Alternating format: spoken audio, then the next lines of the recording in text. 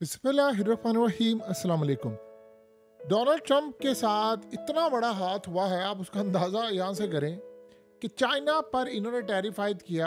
और अब जो रिपोर्ट सामने आई है वो बड़ी भयानक है अमेरिका के लिए कि चाइना से अमेरिका ने सामान नहीं मंगवाना था, टैरिफ आयद कर दिया था। पता ये चला कि चाइना से जो माल आता है वो 12% ज़्यादा अमेरिकियों ने माल मंगवा लिया।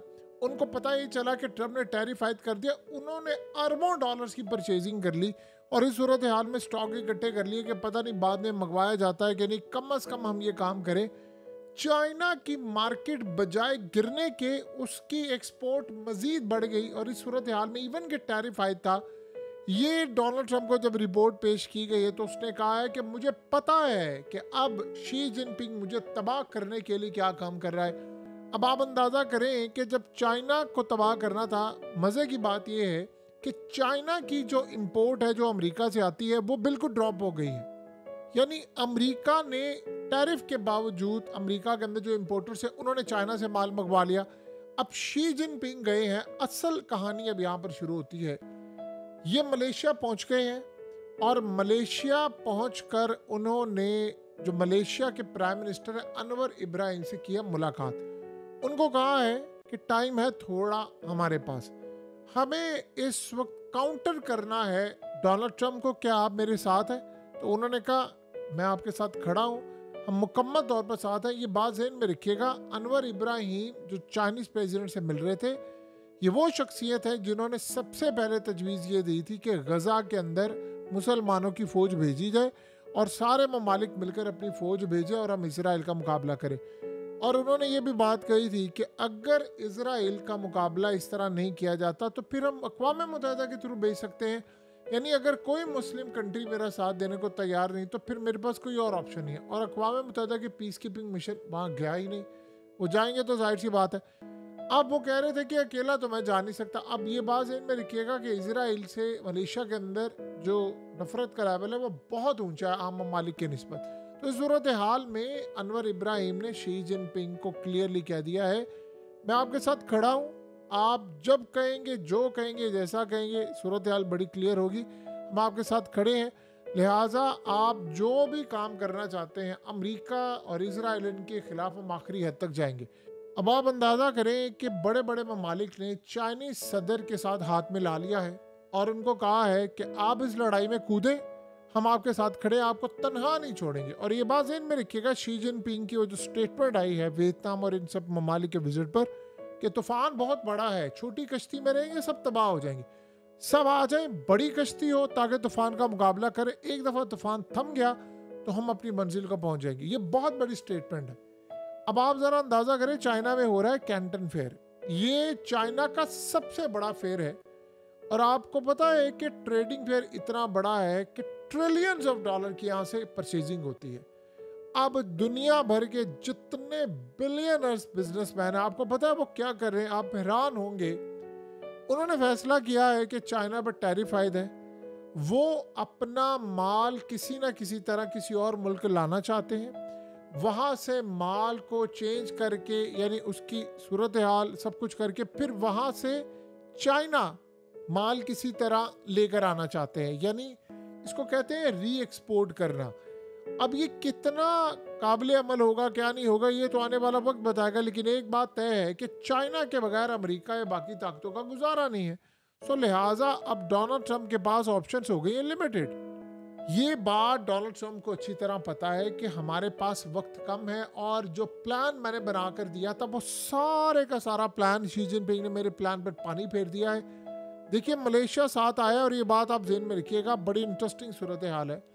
मलेशिया और बाकी कंट्रीज़ ने इन्होंने चाइना को पहले कहा था कि हमें मिलकर अपनी एक कॉमन करेंसी बना लेनी चाहिए। स्पेशली ये तजवीज़ दी थी कि हमें इन ममालिक को अपना यानी मुस्लिम कंट्रीज़ को ये काम करना चाहिए, अमरीकी डॉलर से जान छुड़ानी चाहिए। शी जिनपिंग अब जो काम कर रहे हैं वो अमरीका की तारीख तो उल्टेगा, फ्यूचर भी उलट देगा। वो सबसे पहले काम ये कर रहे हैं कि स्टेट विजिट करें उन ममालिक के साथ जो उनके साथ खड़े होंगे। यूरोप को वो बुला रहे हैं और सबसे बड़ी बात यह है कि जो एक रूल तय होने वाला है कि हमें एक कॉमन करेंसी लेकर आनी है अमरीकी डॉलर के अगेंस्ट। अब अमेरिकी डॉलर के अगेंस्ट एक कॉमन करेंसी आएगी तो वो याद रखिएगा बहुत सारी मुस्लिम कंट्रीज अमेरिका के खिलाफ नहीं जा सकती, तो वहाँ आएगा यूरोप। यूरोप अगर देखिए ट्रम्प ने कहा था कि जो भी मुल्क मेरे खिलाफ जाएगा मैं उस पर टैरिफ आयद करूंगा, 150% तक कहा था। अब चाइना आप ये सोचे, उन्होंने डॉलर को अगर खैराबाद कह देते हैं, उन्होंने फैसला किया है कि हमने एक तो तेल नहीं लेना है डॉलर्स में, हमने युआन में ट्रेडिंग करनी है, यूरो में कर सकते हैं, हम रुबल में कर सकते हैं, हम उसके अलावा रियाल यानी किसी भी चीज़ में कर सकते हैं, किसी मुल्क के साथ उसकी लोकल करेंसी में भी हो सकती है, लेकिन सोने में हो जाएगी, बिटकॉइन में हो जाएगी, किसी सूरत अगर ट्रेड नहीं होगी तो अमेरिकी डॉलर में नहीं होगी। तो लिहाजा अभी सूरत हाल में असल मसला ये पैदा हो रहा है। देखिए ट्रम्प के लिए सबसे बड़ा मसला ये है कि इन्वेस्टर रूट क्या है अमेरिका से। ट्रम्प ने कहा था कि मैंने कार्ड बेचना है, वो गोल्ड कार्ड, वो कहाँ पर गया है? वो तो हवा में तहलील हो गया, अभी तक तो उसका कुछ पता नहीं है। लेकिन अगली जो सूरत हाल ये पैदा होती है कि जितने बिलियनर्स हैं उनकी तो दौलत खत्म होगी, उन्होंने कार्ड क्या लेना है। लिहाजा अमेरिका के अंदर ऑटो इंडस्ट्री अब ट्रम्प टैरिफ हटा रहा है। ये आहिस्ता आहिस्ता अल्टीमेटली सारे का सारा टैरिफ डोनाल्ड ट्रम्प को हटाना पड़ेगा, चाहे वो इलेक्ट्रॉनिक्स हो, ऑटो इंडस्ट्री हो, गाड़ियाँ हो, कुछ भी हो। देखिए इलॉन मस्क भी खुश नहीं है ट्रम्प से, जाहिर सी बात है। कहाँ टेस्ला की 10 अरब डॉलर की सेल, कहाँ चाइना की 107 अरब डॉलर की इलेक्ट्रिक गाड़ियों की सेल्स, हत्ता कि धूम मची हुई थी टेस्ला की ज़्यादा, चाइना को तो कोई जानता नहीं था। अब सबसे बड़ा मामला ये होने वाला है कि चाइना यूरोप को साथ मिलाकर पूरी तरह अमेरिका को उलटने वाला है, और यूरोप ने फैसला किया है कि चाइना की इलेक्ट्रिक गाड़ियाँ हमारी मार्केट में आएंगी, हमारे साथ मामला तय होंगे, हमारा माल चाइना की मार्केट में जाएगा। तो लिहाजा इस सूरत हाल में जो बायलैटरल ट्रेड है, ट्रेड आपस में होगी, फिर ही अमेरिका को शिकस्त दे सकेंगे। और मज़े की बात यह है कि जो माल यानी अब ये बड़ा एक अजीबोगरीब सिनेरियो है कि यूरोप तकरीबन 600 अरब डॉलर के करीब यानी आप समझ लें माल बेचता है अमेरिका को। अब यूरोप ये देख रहा है कि मुझे अल्टरनेट मंडी कौन सी मिलती है। जैसे चाइना तकरीबन 150 अरब डॉलर का अमेरिका से माल लेता था, उसने फैसला किया वो यूरोप से लेगा, वही माल वो लेगा ऑस्ट्रेलिया से और दीगर ममालिक से, और उन ममालिक से जो अमेरिका के इत्तेहादी हैं उनसे वो ज़्यादा बात करें। अब यूरोप ये देख रहा है कि अच्छा फिर हमारा क्या होगा। चाइना ने ये भी कहा है कि हम भी आपसे माल लेंगे बहुत ज़्यादा। तो यूरोप ये देख रहा है अब दुनिया में कहाँ पर क्या काम हो सकता है। अमेरिका के खिलाफ एक बड़ी खूबसूरत बात की है शी जिनपिंग ने, इन सबको कह रहे हैं, वो कह रहे हैं कि अगर हम खड़े हो सकते हैं तो आप भी क्यों नहीं खड़े हो सकते। आप अमेरिका को माल देना बंद करें, हम भी माल देना बंद करते हैं। अब 80% टॉयज तो उनके नहीं बिकेंगे, जाहिर सी बात है टॉयज तो चाइना से आते। गाड़ियों का मामला आज देखिए ना, डोनाल्ड ट्रम्प घुटनों में गिर कर कह रहे हैं ना ऑटो इंडस्ट्री के लिए टैरिफ पीछे हटाने को तैयार हूँ, और ताकि गाड़ियों का सिस्टम चल सके, क्योंकि अमेरिका के अंदर पार्ट्स और ये तमाम चीज़ें आसमान पर चली गई हैं। देखिए अमेरिका एक ऐसा मुल्क है जहाँ पर गाड़ियाँ यूरोप से आती हैं, बरतानिया से आती हैं, चाइना से भी आती है, दुनिया भर से गाड़ियाँ आती हैं।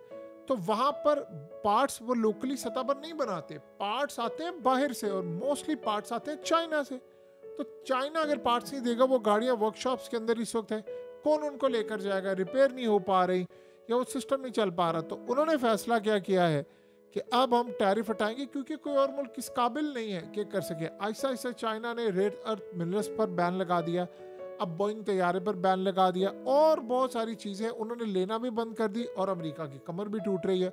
सो लिहाजा अब चाइना के हाथ पर जो हाथ मार रहे हैं, अब देखिए कंबोडिया जाना है, उसके बाद यूरोप को बुलाना है, फिर उसके बाद बहुत सारी कंट्री से बातचीत जारी है। और एक बात आप ज़हन में रखिएगा, ये जो दुनिया बनने के लिए जा रही है, जो मर्जी आप कर लें, आपकी मुनाफकत अब वो नहीं चलेगी। दो ही जगह पर आप खड़े हो सकते हैं, या आप चाइना के साथ हैं या आप अमेरिका के साथ हैं, क्योंकि ट्रम्प ने यही काम करना है कि जो मेरे साथ खड़ा वो चाइना के साथ ना खड़ा, और चाइना ने भी अब ये काम करना है कि जो हमारे साथ खड़ा वो ट्रम्प के साथ ना खड़ा हो। तो इस सूरत हाल के अंदर अब ट्रम्प अभी भी कह रहा है कि मुझसे बातचीत कर लो, आगाज़ कर लो, फ़ोन कर लो, फलाना कर लो, मैं बातचीत करने को तैयार हूँ। कितनी बातचीत होगी, क्या मामला होगा, ये तो आने वाला वक्त बताएगा। बहरहाल मलेशिया ने भी हाथ दे दिया है कि भाई आप हमारा साथ लें, वियतनाम ने कह दिया है, ये बड़े बड़े ममालिक हैं। और इस सूरत हाल के अंदर अब अमेरिका के पास गिनती के चंद हफ्ते हैं कि उसको अपनी मार्केट को मैनेज करना है। बहरहाल आने वाले वक्त में एक बात तो बड़ी क्लियर हो गई है कि ट्रंप की पॉलिसीज बुरी तरह तबाह हुई है। वो जो प्लान था हमारा सब, यानी अब देखे ना, आपने जब टैरिफ वापस से लेना था तो आपने आयद क्यों किया था? वो इसलिए आयद किया था कि ताकि हम दुनिया पर रोब डाल सके, और रोब की सूरत हाल आप सबके सामने है। चाइना के अंदर शी जिनपिंग ने कहा है कि मैं अपने पुरखों की जो ख़ास तौर पर लेगेसी है उसको आगे लेकर चलते हुए एक काम कर रहा हूँ, आखिरी दम तक लड़ूंगा और जीतूंगा। जीत के अलावा चाइना के पास दूसरी, तीसरी, चौथी ऑप्शन कोई नहीं।